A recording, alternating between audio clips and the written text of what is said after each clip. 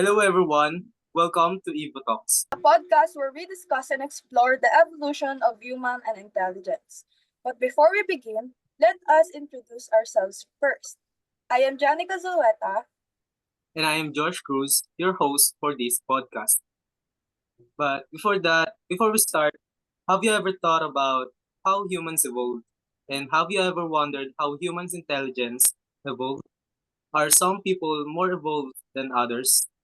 Today, let's dive into the world of evolution and intelligence as we discuss how people are connected to each other and whether some people are actually more evolved than others. For this podcast, we invited some guests that will help us understand and explain the evolution and intelligence through answering our questions. Let me introduce our guests for today, Patrick and Jenny May Catley. So, ayan, let us define first what evolution and intelligence is. Ano nga ba ang evolution at intelligence? Evolution is a process na nagre-resulta sa pagbabago ng genetic material ng isang populasyon over time. It reflects how organisms adapt to their changing environment, leading to altered genes, novel traits, at mga bagong species. Ang evolutionary process ay nakadepende on both changes in genetic variability and changes in allele frequencies over time. Next is the human's intelligence. It is the ability to understand, apply knowledge, to manipulate one's environment, or to think abstractly as measured by objective criteria, and also to deal with new or trying situations. And moving forward, let's now discuss are some people more evolved? But before that, let's step back first. When you hear the word evolution or evolve, what is the first word that comes to your mind? More people would probably say that it is changes, and that's right. Evolution is a mechanism of change in species through time. Ito ay nangyayari as a result of genetic mutation and natural selection. It's a it's how organism or species changes according to their environment that will lead to the creation of new species. To start with it, evolution does not have any certain endpoint. In short, no one can be perfect. Evolution occurred due to the environmental pressure and genetic variation. I personally don't think that there are more evolved human beings that are superior than others. As you see, evolution is not like leveling up that you see in games. It's about how we adapt to the environment. Different traits might be advantages to the environment, but that doesn't mean that they are more advanced than the others. Is there some reason of evolution and intelligence? Yeah, here are some reasons why people evolve and intelligent. First, brain development. It is the growth and maturation ng brain from the earliest stage of life to adulthood. Second, IQ heritability. The portion of population IQ's variability attributable to the effects of genes. Addition lang is the effect of the environment on the evolution and intelligence of human. Intelligence is also strongly influenced by the environment. During a child's development, factors that contribute to intelligence include their home environment and parenting, education, and availability of learning resources, and healthcare of nutrition and Now, nutrition.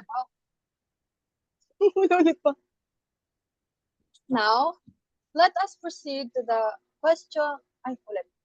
Now, let us proceed to the actual question and answer. So, we have here questions that needs an answer. First is, are some people naturally born more intelligent or is it based on the environment?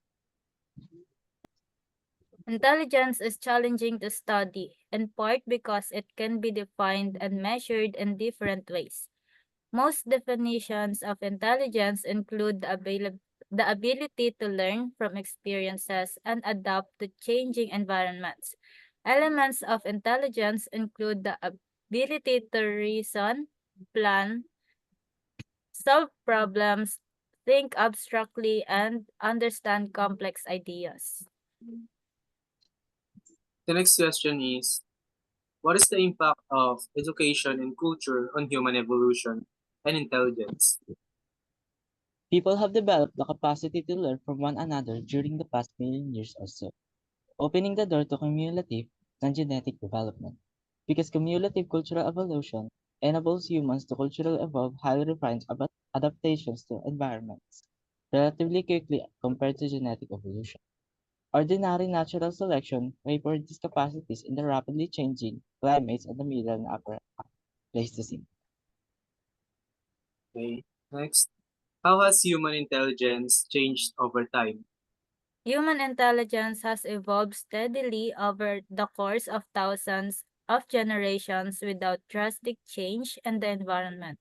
However, the challenges we face in modern society has forced the independent domain of intelligence to assume the roles that other domains would have played in the primitive environment in which we evolved.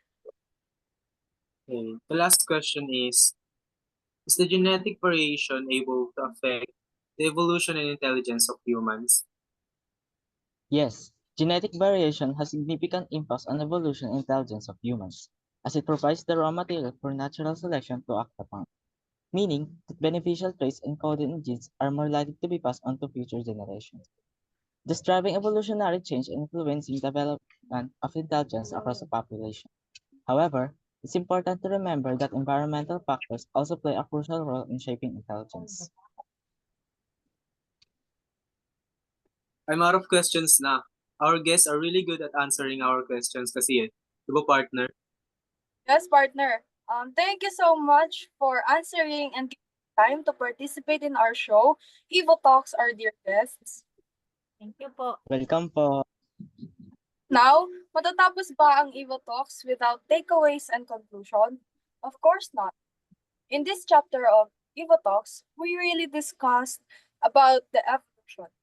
Then, that it is a process in which the population of genetic material changes over time.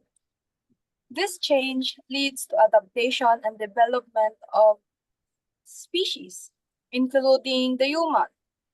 But intelligence, on the other hand, it is said that it refers to the ability of an individual to understand, apply their knowledge, and think abstractly.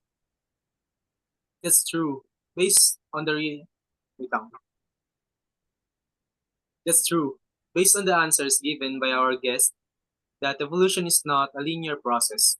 It is a complex and dynamic process caused by genetic mutations, natural selection, and also the environmental pres- pressures. A partner, what do you mean ba about complex and dynamic process? By complex is that is various factors that helps in the evolution, and dynamic naman is because it continuously evolves through time. That's right. And by intelligence naman, it is influenced by both genetics and environment, wherein the genetic variation offers the raw material for natural selection, whilst the environmental factors include education and our culture, which is crucial role in shaping an individual's intelligence. I want to let our viewers and listeners to take note of the words more evolved because this has no single definition. What do you mean by no single definition? That the evolution is not a hierarchical process dahil we all have traits that can be advantageous or not in different environments. From this episode rin, I was able to determine that the human intelligence is indeed changed and evolved through time. Why do we need to learn nga ba about these things? Simple lang yan. This knowledge help us kasi to have a deeper understanding about the human intelligence and also the evolution. Nalaman din natin na these two have complex relationship about sa bawat isa. Yeah, that's why you, viewers, need to learn more about the human evolution. This is why we made this channel, for people to have a knowledge about the evolution that has happened over time. That's why you should listen to Evo Talks, a podcast para mas mapalawak ang kaalaman ko, mo at nating lahat about evolution.